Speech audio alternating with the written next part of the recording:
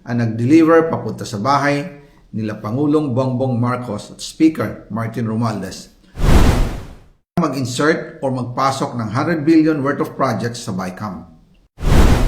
Sana po ay hindi nila ako mapatay bago ko mailabas ang lahat. Ginawa ko lang ang utos sa akin, pero ngayon, handa na akong harapin ang lahat. Ginagamit ng administrasyon ang buong resources ng bansa para tumahimik ako. That he will shoot me if I will talk. Gagamitin ako bilang panakipbutas sa kanilang kampanya laban sa korupsyon. Hindi na ako mananahimik, ilalabas ko ang lahat ng katotohanan. May resibo, may ebidensya, at may pangalan. Para sa bawat Pilipino, alam ko na buo ang galit ninyo sa akin ngayon. Nauunawaan ko rin kung bakit. Lalo na at malaki ang halagang nakataya. Pero bago kayo humusga, hayaan ninyong ipaliwanag ko ang buong katotohanan. Matagal akong hindi nagsalita dahil may direktang utos sa akin. Huwag nang bumalik ng Pilipinas at manahimik na lamang. Umalis ako noong July 19, 2025 para sa aking medical check-up. Nakaplanong bumalik pagkatapos ng SONA ni Pangulo. Pero habang papauwi na ako, tinawagan ako ni dating Speaker Martin Romualdez at sinabihan, "Stay out of the country. You will be well taken care of as instructed by the President." Noon naniniwala pa ako sa kanila, kaya't hindi ako bumalik. Tumikom ang aking bibig, sumunod ako, pero ang hindi ko alam, ang ibig pala nilang sabihin sa aalagaan ka namin ay gagamitin ako bilang panakipbutas sa kanilang kampanya laban sa korupsyon. Ginawa nila akong poster boy ng kanilang sariling kasinungalingan. Ngayon, hindi na ako mananahimik, ilalabas ko ang lahat ng katotohanan. May resibo, may ebidensya, at may pangalan.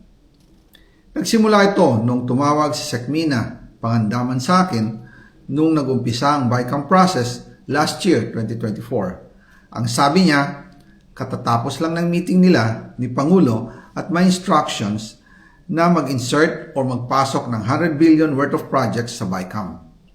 At sinabi pa ni Sekmina, you can confirm with Yusek Adrian Bersamin dahil magkasama sila sa meeting ni Pangulong BBM noong araw na yon. Tinawagan ko po agad si Yusek Adrian Bersamin at tinanong ko kung may instruction nga ba ang Pangulo na magpasok ng 100 billion during their meeting. Ang sabi niya ay totoo nga po.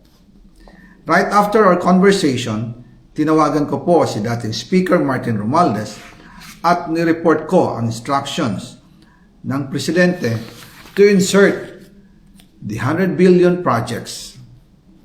At sinabi niya sa akin, what the President wants, he gets. After ng ilang araw, nag-set po ng meeting si Sekmina Pangandaman at Yusek Adrian Bersamin sa amin ni dating Speaker Martin Romualdez sa Aguado Building in front of Gate 4 ng Malacanang at nandun din po si Yusek Jojo Cadiz. During the meeting, binigay po ni Yusek Adrian Bersamin ang listahan na worth 100 billion. Tinanong ko po si Yusek Adrian kung saan galing ang listahan. Ang sagot niya, galing kay PBBM mismo at binigay niya ito mula sa brown leather bag. Nung sinabi po ni Yusek Adrian Bersamin, yung brown leather bag, naalala ko noong nasa Singapore kami right after the elections of May 2022 sa Hilton Hotel, kami ni dating Speaker Martin and PBBM habang pauwi at pabalik ng Pilipinas, hinabol ng PSG ang brown leather bag at ang sabi ni PBBM, maiwan na lahat, wag lang ang brown leather bag. Kaya naniwala ako na utos talaga ito ng Pangulo. Pagkatapos ng ilang araw, I informed sina dating Speaker Martin Romualdez, Sekmina Pangandaman, Yusek Adrian Bersamin, and Yusek Jojo Cadiz na kung pwede 50 billion lang ang ipasok sa program funds dahil so sobra ang DPWH funds versus sa DepEd. In practice, hindi pwede na mas malaki ang budget ng DPWH kaysa edukasyon. And yung balance na 50 billion, ilagay na lang sa unprogrammed funds for the 2025 budget dahil Office of the President din ang nagre-release ng lahat ng unprogrammed funds. Pagkatapos ng isang araw, tinawagan ako ni Sec Mina at sinabi ang mensahe ng Pangulo. Ipasok ninyo yan dahil pinangako na sa akin ni Speaker Martin yan at hindi na pwedeng baguhin. Kumbaga, ang utos ng hari hindi pwedeng mabali. Again, I informed the Speaker and asked clearance about the instructions ng Pangulo.